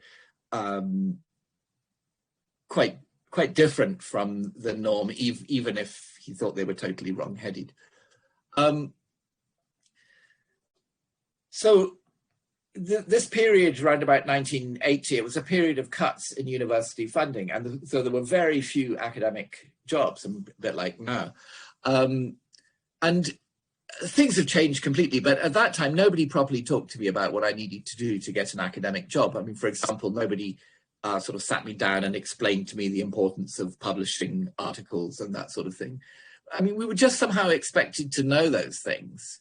And, at that time when I was finishing my doctorate, I'd published nothing, which was not unusual for people at that stage. But of course, when there are very few jobs, you have to do things where you stand out from the others. So luckily for me, a tenure track lectureship was advertised at Trinity College Dublin, otherwise known as TCD, in Ireland, and which, by the way, was where George Berkeley had been a fellow. So, TCD has a distinguished history in philosophy. So most of the academics on the committee who interviewed me, they were sort of sociable non-publishers, and they were looking for someone like themselves to appoint, someone who would not make them feel bad about the fact that they hardly published anything. And so I was also very relaxed at the interview because I already had an offer of a research fellowship at a Cambridge college. So I wouldn't be completely unemployed if I didn't get this job. And and I think my empty publication record made them think that I was the man they were looking for. I mean, I think that the less you published, in a way, the better, as far as they were concerned. And so I was offered the job, even though people, some other people who were interviewed had published, quite a number of things. And so, of course, I accepted the job because it was a time when you couldn't really risk accepting a temporary job like a research fellowship if a potentially permanent one was available. So in fact, I ended up teaching at TCD for 8 years, from 1980 to 88. That was my first proper teaching job. And at TCD, I was free of the kind of high pressure Oxford atmosphere where you felt everybody was kind of talking about similar things, and you constantly sort of being assessed. And in Dublin, I was rather isolated because there weren't other people in the department with similar interests to mine. And so to communicate my ideas, I needed to publish. And to do that, I had to teach myself to write publishable articles, which nobody had explained to me how to do that. I just had to learn it by trying. And I also sort of slowly distanced myself from most of the work I'd done for my DPhil. I gradually, as a couple of years went on, so I wasn't so close to it. I kind of realized that work there was something very immature about it, and that it was not going in a promising or fruitful direction. And so really, I think what I was realizing, which I should have realized earlier, but didn't properly, was that, philosophy is not a sort of monologue in outer space, but it's a contribution to a conversation which makes sense in relation to what has already been said. That context determines what you can assume and what needs to be argued for. So, when people talk about fallacies like begging the question and so on, I think those fallacies, and you can't really understand them just in terms of what an individual is doing in philosophy. You have to understand them in terms of an ongoing conversation amongst a community of philosophers, and so that what you can assume depends on what other people are ready to assume. If they're not going to take something for granted, then if in the conversation, if you want to be in the conversation, you can't take it for granted either. And that conversation, that sort of community aspect is also how intellectual discipline and rigor is fundamentally enforced, so that it's not something that we should just try to ignore. Philosophy is not a subject for individual geniuses. It's something more like a collaborative effort, even when the collaboration takes the form of disagreeing with someone. So, at first, when I realized that I had to rebuild my approach to philosophical writing, I had the fear that I just lost so much time going down blind alleys that led nowhere, that I would never catch up. So I was kind of still in danger of drifting. But a kind of turning point for me was in 1984, where I spent the summer trying to start a book and not really getting anywhere. Writing a book and not really getting anywhere. But when I was 29, the best international journal in philosophy, I think, as most people recognize, the Philosophical Review, accepted an article that I'd submitted. And that was a huge boost to my self-confidence, because it sort of told me that if I could publish there, I could publish in pretty much any philosophy journal. And so that success, it gave me the self-confidence to write without forced attempts at originality in a clear style, to make sure that readers would understand what I was saying. I think one point worth making is that originality should not come from the attempt to impress, but it should come because it's needed if one is to do justice to the subject matter. So the most important thing is to say things which are, as far as you can manage, are true. And it's just that it should be that the effort to say something true is what forces one sometimes to say something new, because the old ideas are not correct. And of course, when it comes to deciding what one's going to work on, and what articles one will write, of course, it makes sense to choose things where you have something new to say. But because if you don't have anything new to say, then your contributions are not going to be of much value. But the newness should not come just for the sake of newness. It should come for the sake of actually saying something that is more correct and goes deeper maybe than what had previously been done. So the newness should just be a byproduct, because newness is needed. And so I think what by 1984, I was psychologically ready to do philosophy properly. I didn't anymore sort of feel this need to kind of distance myself from the philosophical community. I was just ready to simply to engage with the community by writing articles that were there for other people to be read. I was not attempting to be some kind of lone guru. So that's a kind of rough story of my preparation to do philosophy up to the time when I was just about to be 30, which was when I was sort of had become a mature philosopher. So thanks very, very much. And I will stop sharing at this stage. Thank you, Professor Timothy Williamson, for your lectures, for your preparation for doing philosophy. It's very interesting, very informative, and very instructive.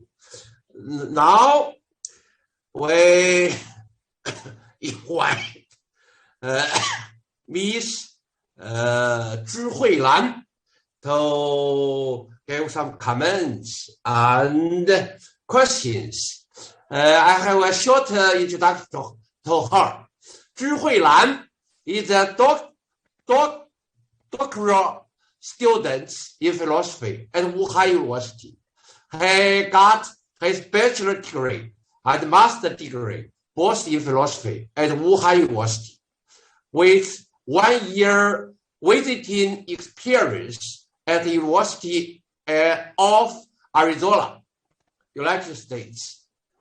She majors in political philosophy and ethics, with research interests specifically in public reason and perfectionism.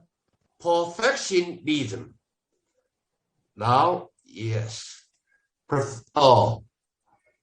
Miss Huilan, it's your turn.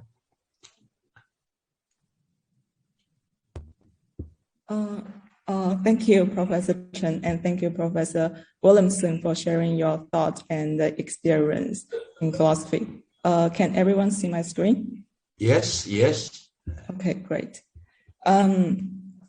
Before the talk, I did expect to hear some inspiring stories, but as you said, your way into philosophy was quite easy due to your family within academic environment and constant rational argument. I guess that's one thing most Chinese students will not be able to relate to. But I guess there is one thing we can relate. You mentioned your fear, when you decided to rebuild your approach after graduation, and you thought you might not be able to catch up. I changed my interest areas twice, and I share the same fear. So I guess there is one inspiring story in your experience. Like it might not be a big deal to restart. Anyway, I have some general and as well as some specific question about philosophy study, so as to understand better about what we are doing when we're doing philosophy and what we need to do if we want to pursue an academic career. So my first question is about the tension between representation and idealization.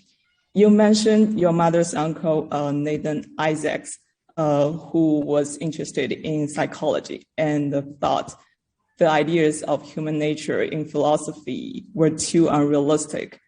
I guess all those who do natural science or science in a broad sense would hold this belief, especially towards the ideas we will use in ethics and political philosophy, since those ideas are not purely epistemic, but always involve a moral aspect. But it seems to me that it is quite common for philosophers to use idealization when constructing a normative theory. But still, this criticism is kind of fair, since when we model real systems, we do not want to result with misrepresenting models, or we do not think a good explanation should be based on false assumptions. However, it seems to me that the use of idealization is also widespread across scientific disciplines. One example is Newton's law of the pendulum. This is a description about the behavior of an ideal pendulum, which will not experience friction, exogenous influences, or air resistance. Obviously, no actual pendulum fit this description. So it seems to me this law is also misrepresenting. I guess both in philosophy and the natural science, if we want to immune from the influence of some irrelevant variables, we need to use idealization. Like here for Newton, he specifically focuses on the effect of gravity on the behavior of the pendulum. So friction, exogenous influences, and the air resistance are all irrelevant for him to visualize the effect. So if such use of idealization is permissible, then I think the case for philosopher who uses idealize the idea of human nature is the same. Like if a philosopher wants to specify the effect of an external circumstance on practical reason, then the imperfect human conditions are not relevant here. So it seems to me that either the idealization in philosophy or natural science is legitimate, or it is not legitimate for both of them. So some philosophers try to make a distinction between permissible and impermissible idealization, like it is permissible if idealization is indexed to human reality. But I don't find this distinction helpful, since in the first place, we have different understandings and interpretations about human reality. Even if we start from psychology, as Nathan Isaacs suggests, like the necessary relation between the conclusion and the sample provided is always doubtful, since for some people, psychology is a kind of pseudoscience. So I wonder what you think of this seemingly problematic methodology in philosophy when natural science uses it as well. Or let me put this way, do you agree with Nathan Isaacs, the ideas of human nature in philosophy are too unrealistic? So that's my first question. My second question is about one of your understanding of philosophy. Perhaps I should put a question mark here since you are a realist. As you mentioned, your understanding of philosophy when you started to publish was quite different from that when you were a student. And you claim that philosophy is not a monologue, but a contribution to a conversation in relation to what has already been said. I agree with you on this claim. Like philosophical discourse should be strategic rather than parametric. If philosophy is a game, then everyone is a player. Rather than that, you are the only player while others simply being like NPC. My goals or my purpose should somehow depend on other players' goals, and which also determines the appropriate way for me to achieve my goals. But you continue saying that the context determines what can be assumed and what needs to be argued for. I wonder whether this implies that the normative meaning of philosophical argument is constructed like based on some shared ideas or certain context, since what can be regarded as appropriate assumptions depends on their acceptability by relevant people. I'm quite sensitive to this word acceptability since I study political philosophy. I think this is reasonable since nothing can be built in a vacuum and there must be a foundation, like the use of the rules in language. Those rules only make sense within a certain context, community, or tradition. But this leads to one of my concerns, like at the end of the day, what philosophy can provide at best is conditional justification. I think this implication is consistent with philosophers appealing to like intuition or common sense as the foundation of their argument. So I wonder whether you think like a contextualist understanding of philosophy will limit the justification it can provide. And do you think such limited justification is problematic for philosophy? And my third question is about the relation between originality and the interpretation. So you mentioned your short experiences of dreaming to be a archaeologist, and you claim that you want to do something with more intellectual beauty than bring some kind of uncertain, partial, approximate order to a mess. I think archaeology is kind of similar to history of philosophy, like both of them aimed at coherent interpretation. But perhaps the object in history of philosophy cannot be regarded as a mess though. So I wonder whether you think like analytic philosophy has more intellectual beauty than, say, continental philosophy. As a student who study analytic philosophy, I agree with you that history of philosophy is simply a small branch in philosophy. But by your own words, if we understand the question in history of philosophy as what did X say, X here can be any philosopher, and then the evaluative standard of the answer being provided is whether it is coherent with X's own thought. And if we will understand question in analytic philosophy as is what X said true, then the evaluative standard of the question of the answer is whether it is coherent with my thought. So it seems to me the actual question in analytic philosophy is what X said true for me. Then it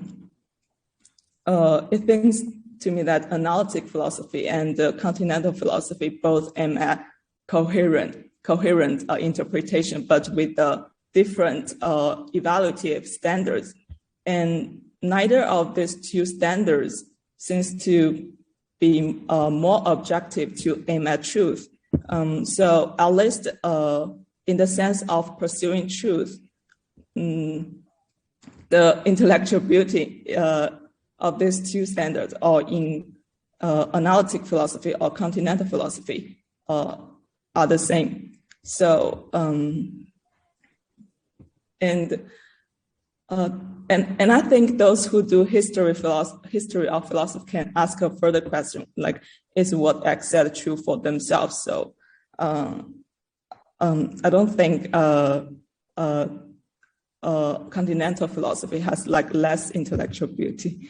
And this leads to my understanding of the relation between originality and the interpretation. I think it is kind of inevitable for us to interpret if we want to argue for or against a certain theory.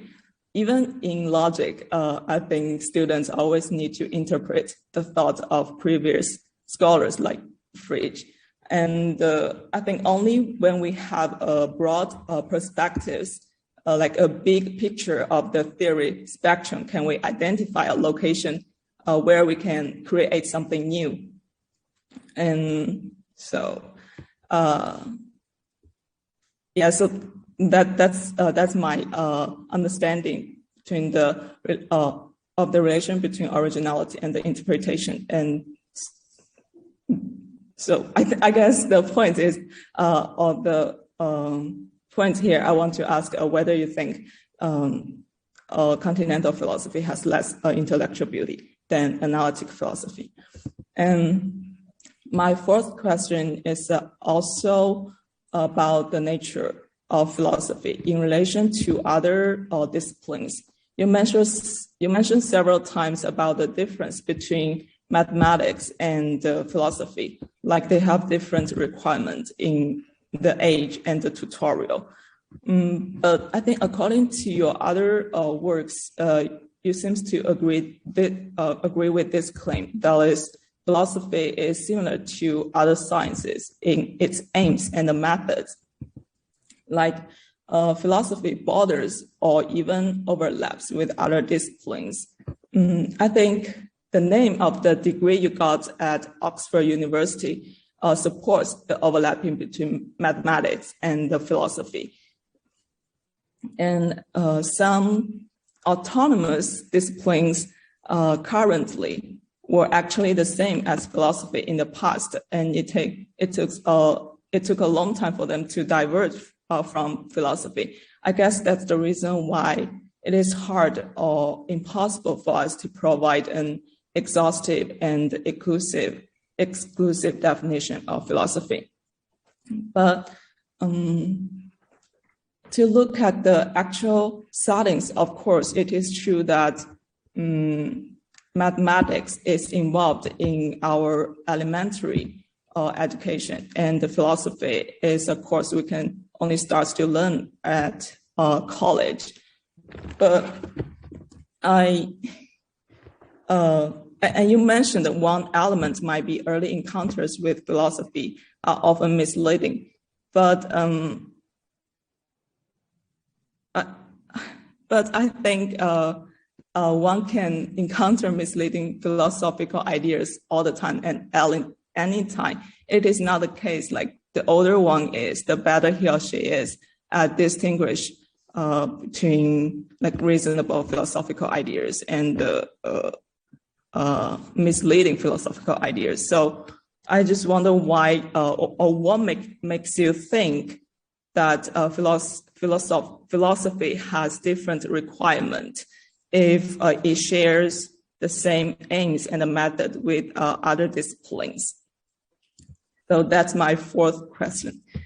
And my last question is also related to your experience with being an archaeologist. You said you had the wrong temperament to be an archaeologist. I always find this word interesting. So I want to ask, what is the right temperament for philosophy?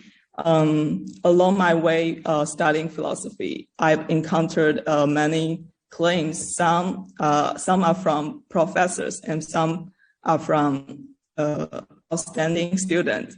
It is also interesting, like it become a common consensus. Average students are not qualified to provide the answer for this question. But those claims involve like you have to be highly intelligent. Otherwise, you are not proper to do philosophy. So it is with like a high threshold. And the claim and other claim like everyone is in a proper position to do philosophy only if he or she is interested in it. So the threshold here is relatively low, or you have to be super passionate about philosophy. There should be some questions that keep you awake at night thinking about them and motivate you to get out of the bed in the morning. And like you have to see yourself successful doing it with a high ceiling, or you have to be aggressive. And the last claim, I think, is kind of related to the different course settings at Oxford University and Cambridge University. Like you have to at least know something about everything, or you have to know everything about something. I wonder whether you agree with any claim of this, or you have a different answer for this question. By this, I specifically want to know whether everyone who decides to do philosophy has to reshape themselves to fit a certain category and to be like temperamentally similar. That's just one of my non-theoretical struggles and the confusion. I will stop here. And thank you again for sharing your thoughts and experiences. I hope I make all of my questions clear, and please feel free to select the question that you find relevant. Thank you. Okay. You close your sharing. Okay. This way. Yeah.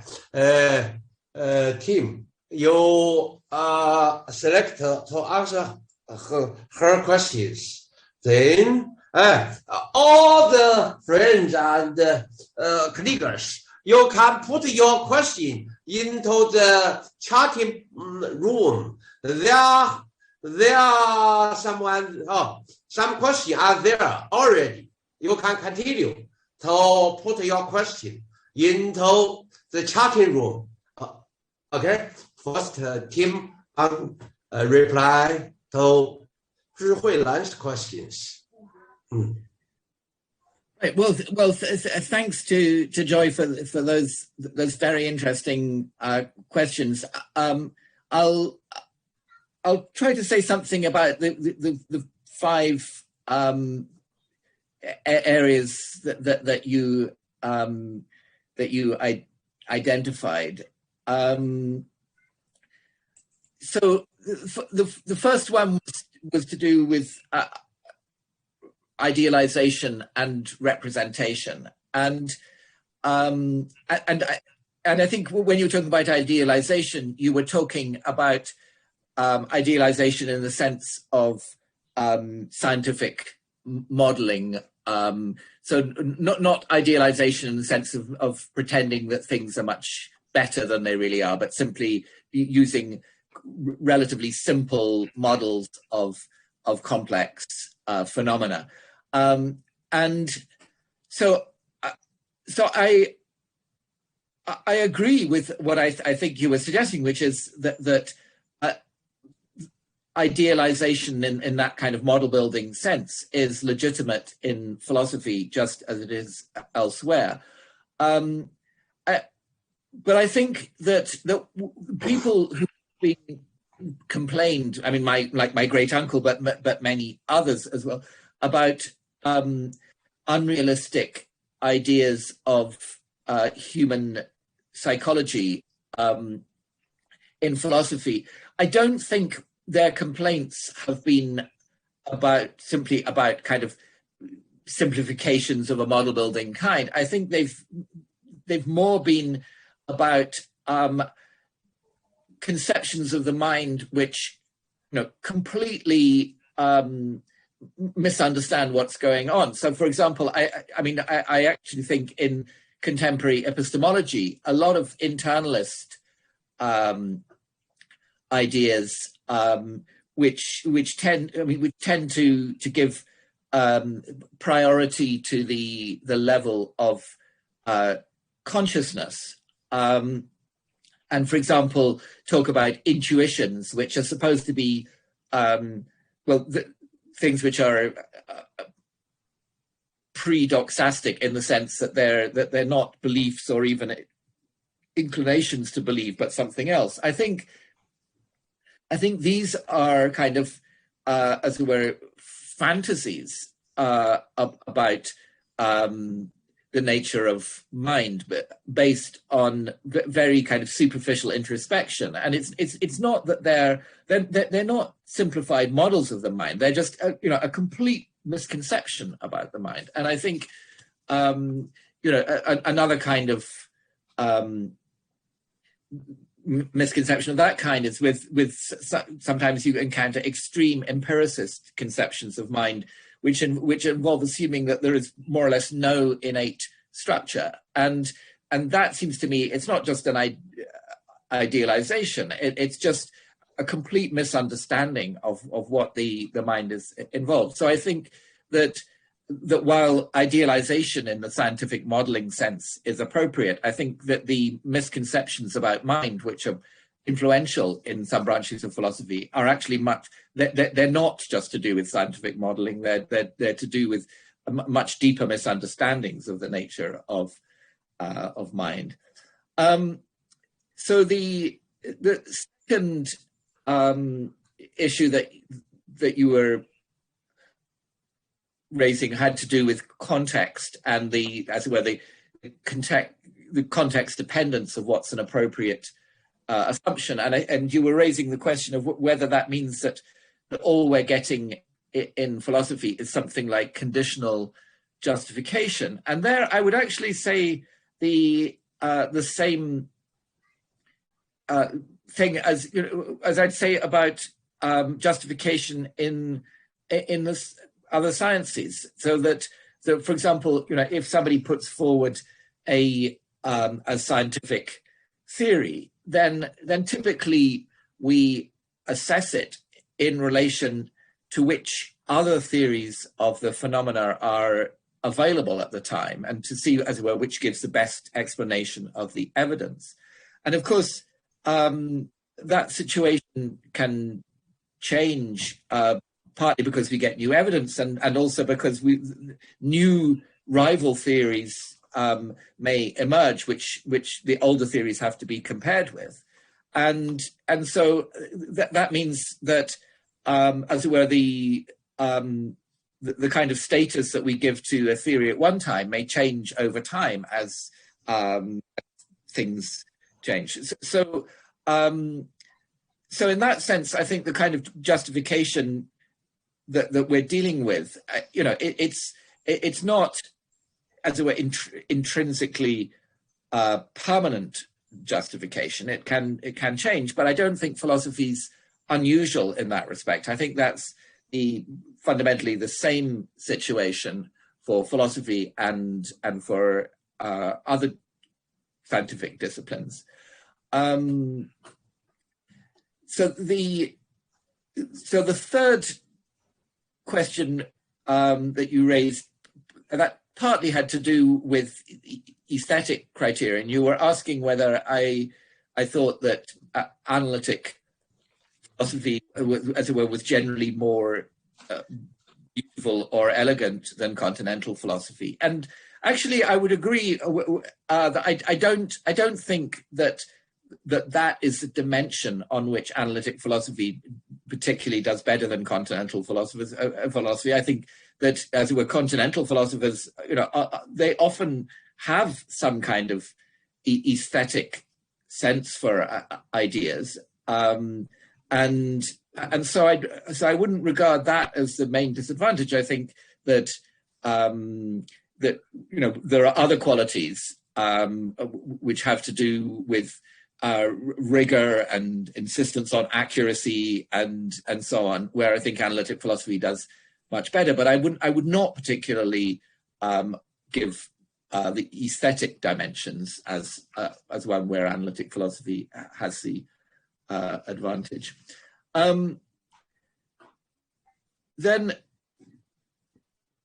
you also raised an issue about the difference between asking, whether what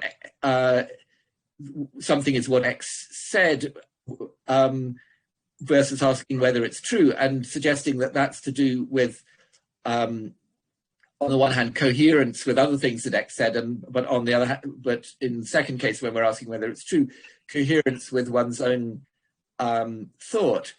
So I don't think that the fundamental question when one asks whether what somebody said is true is whether it coheres. I don't think that one's fundamentally asking whether it coheres with one's own thought. I think that's a kind of too, as we're internalist, an understanding of the question. So in the case of, one of the things, of course, is that, when you're asking whether somebody said something true, it may be that that they were answering a question which you don't have an answer to, and so there's nothing very much in your own thought for it to cohere with. I mean, they may be saying something which is consistent with what you think, but the opposite answer would also be consistent with what you think, and so that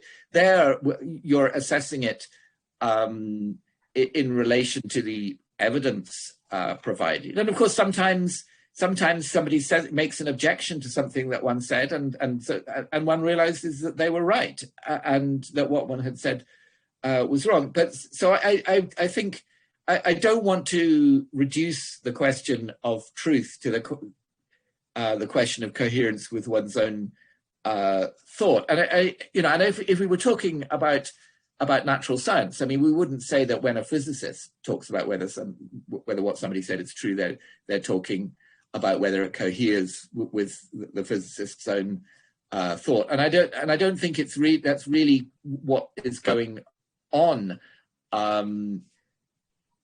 in philosophy when one asks such questions either. I think it's just that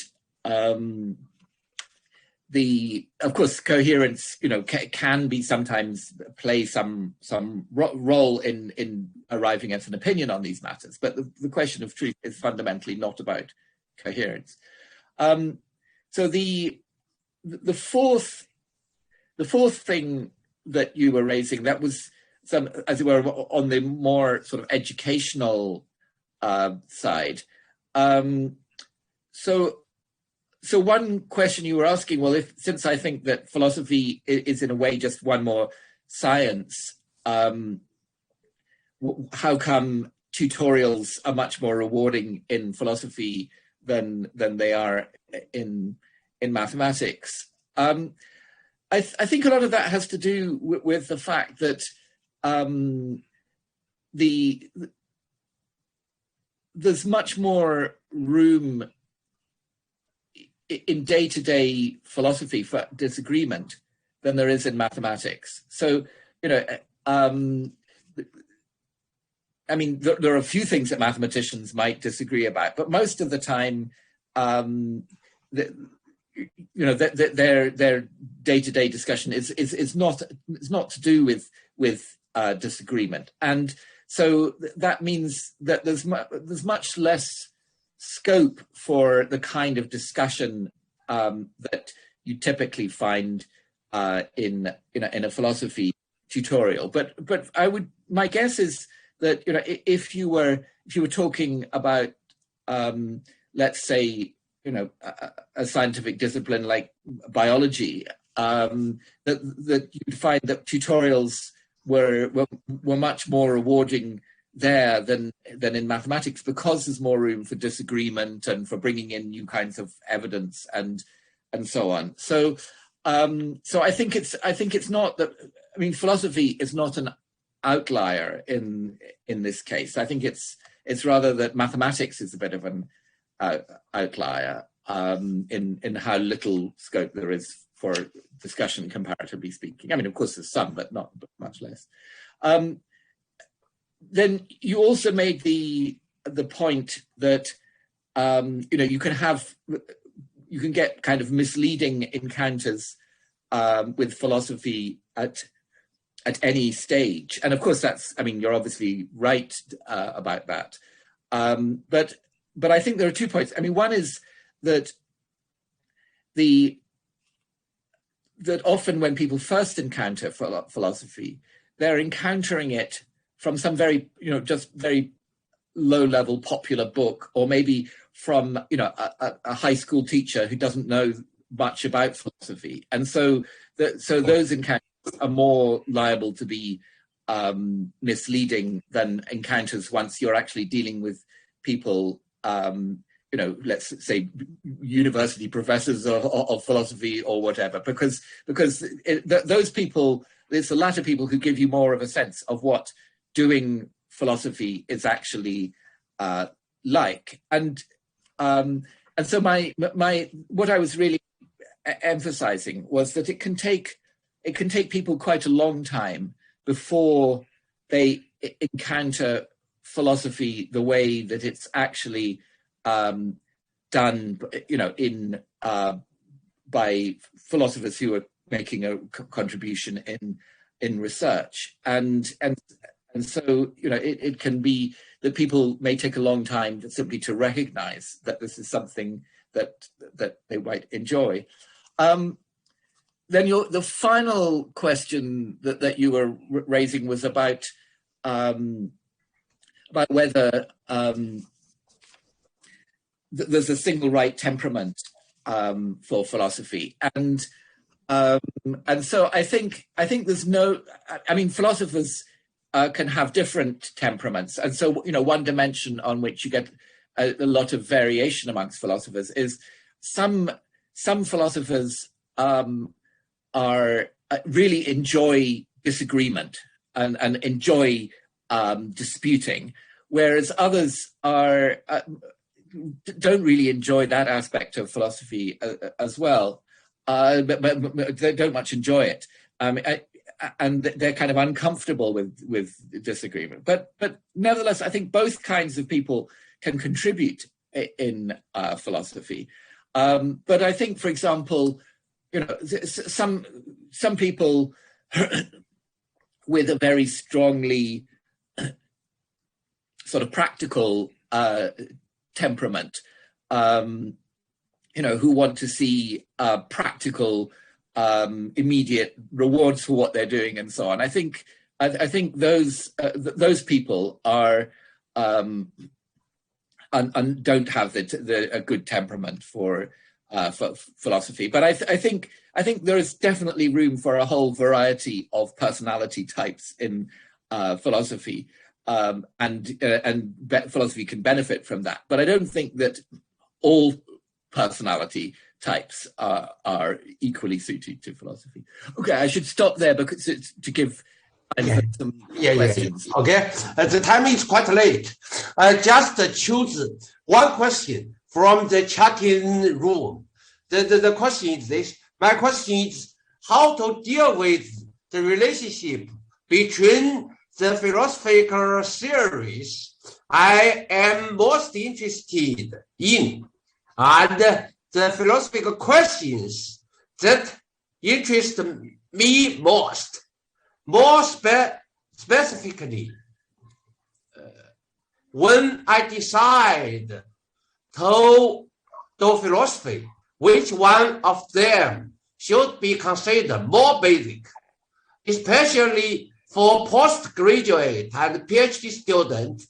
Which of the two would be a reasonable subject for study? Okay, just this one. Yes.